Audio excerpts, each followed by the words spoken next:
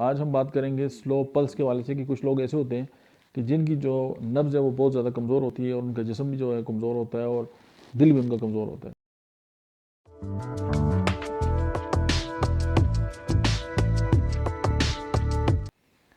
बिस्मिल्लाहिर्रहमानिर्रहीम, अस्सलाम वालेकुम।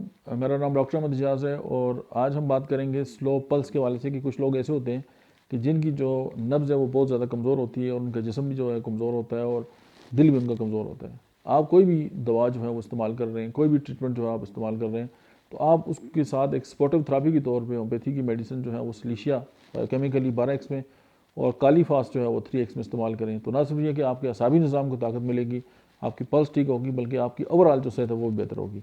और कोई भी दवा जो है वो किसी डॉक्टर के मशवरे के बगैर इस्तेमाल ना करें और इसकी 4 टैबलेट जो है वो दिन में 3 से 4 बार जो है वो नीम गर्म पानी के साथ इस्तेमाल करें। Thank you.